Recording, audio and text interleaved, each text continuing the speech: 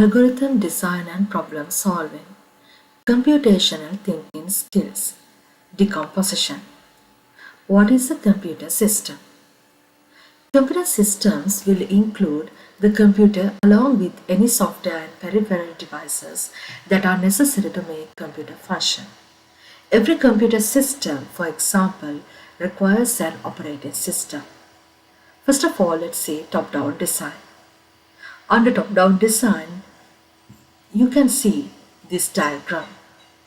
Digital clock. That is a very popular example. Digital clock basically can be divided into clock, date, counter or stop clock.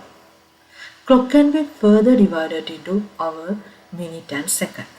Date can be divided into month, day. Counter can be divided into count or stop clock can be divided into seconds and milliseconds. A top-down design is the decomposition of a system into smaller parts in order to comprehend its compositional subsystems. In top-down design, a system's overview is designed. Specify and notate detail in any first-level subsystems. Then every subsystem is refined in greater detail, for example, sometimes dividing into many different levels of subsystem, so that the whole specification is decomposed to basic elements. As soon as these elements are identified, it is easier to build these elements as computer modules. Once the modules are built, it is effortless to put them together, building the whole system from these individual elements. A top-down design is also known as stepwise design. Stepwise refinement, that also a very important definition that you should know. A way of developing a computer program by first describing general functions, then breaking each function down into details which are refined in successive steps until the whole program is fully defined. Structure charts. A structure chart is a software engineering and organizational theory, is a chart which shows the breakdown of a system to its lowest manageable levels. They are used in structured programming to arrange program modules into a tree. Each module is represented by a box which contains the module's name. This is a structure chart. Structure chart, this one, it is contained in levels. This is the first level, this is the second level, but those are numbers as level 0 and level 1. Program product of two numbers. That is contains subprograms, get numbers, multiply numbers, display result. Get numbers module will take two numbers x and y. Those will be taken and passed to the module multiply numbers. That will multiply the numbers x and y, and the product will be passed to the module display result. From that, result will be displayed.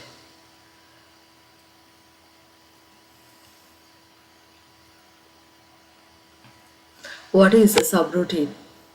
In computer science, a subroutine, also called procedure, a function, a routine, method or subprogram, is a portion of code within a larger program that performs a specific task and is relatively independent of the remaining code.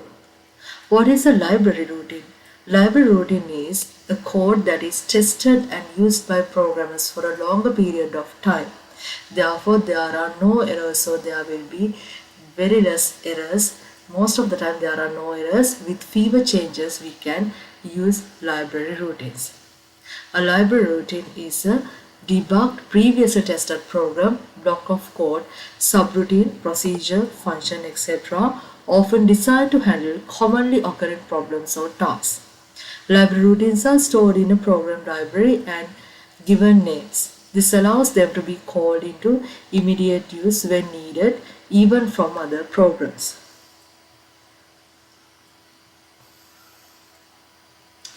Introduction to pseudocode. What is an algorithm? An algorithm is a step-by-step process to solve a particular problem. An algorithm can be represented by flowcharts, pseudocodes, program codes. The three basic programming constructs.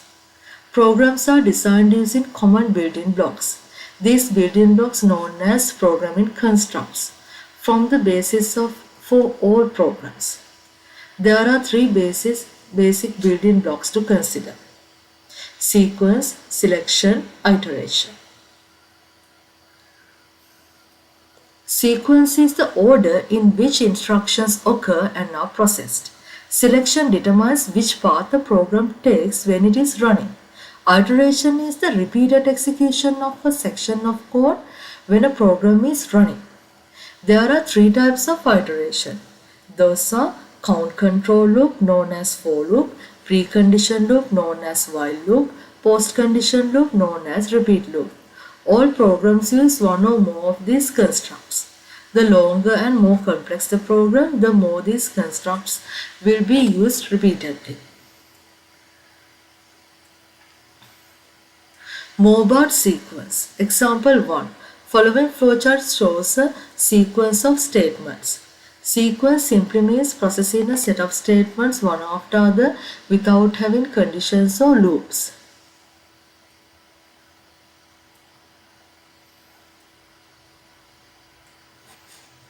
Find the sum of 529 and 250.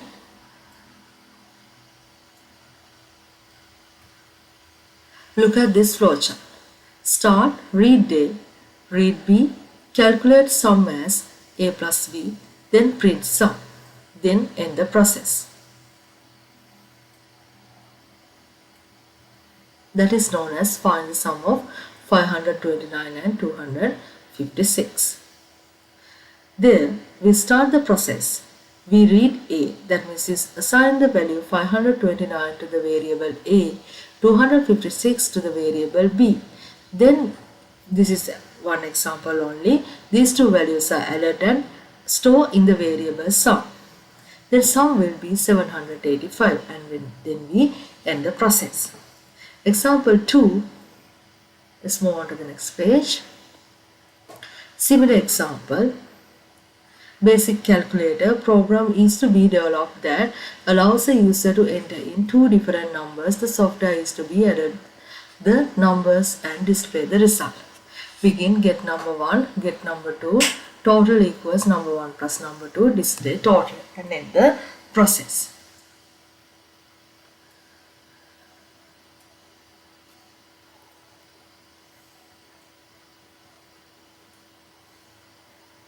Assignment. Assignment means store values in a variable identifier. In assignment, the right hand side value will be stored in the left hand side variable. This is one way of doing assignment. Let's look at the way how we can do that in pseudocode next. Assignment in pseudocode. Here what we do is store number 10 in the variable identifier num1. Here we store number 20 in the variable identifier num2. Here what we do is we have addition.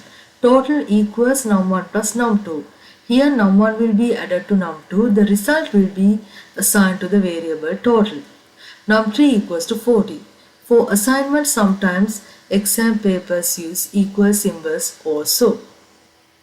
Double equal symbol used to check two values or two variables are same. Example.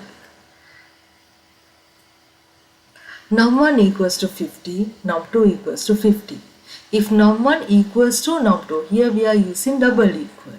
It evaluates to true as those contains the same value. Variables and constants.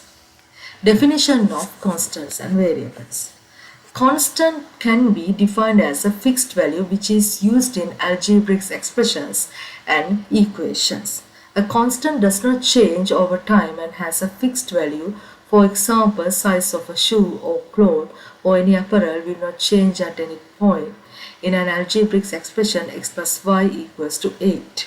8 is a constant value and it cannot be changed. Variables. Variables are the terms which can change or vary over time. It does not remain constant unlike constant. For example, height and weight of a person do not remain constant always and hence they are variables.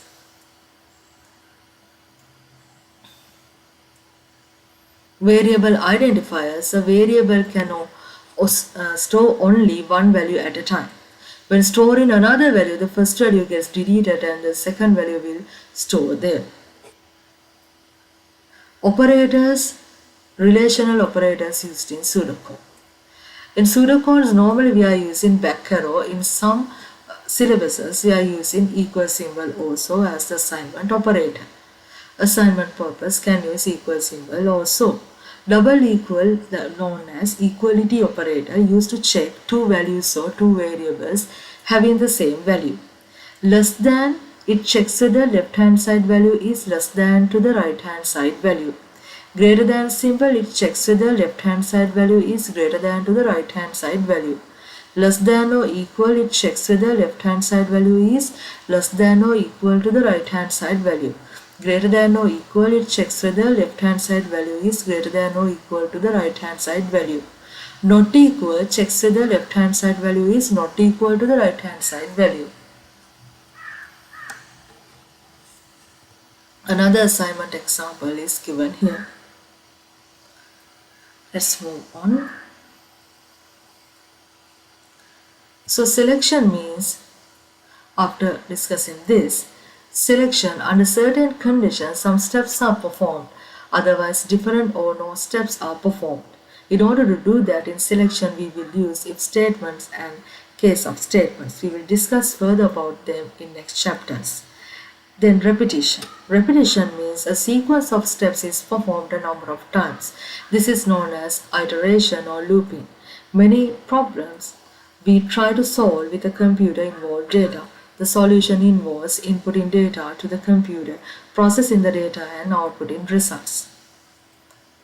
In most of the systems, we can see input, process and output in different ways and different complexities. We therefore also need input and output statement. We need to know the constructs so we know how detailed our design has to be. In next lessons, we will discuss about conditional statements, loops, arrays, and so on. Thank you for watching.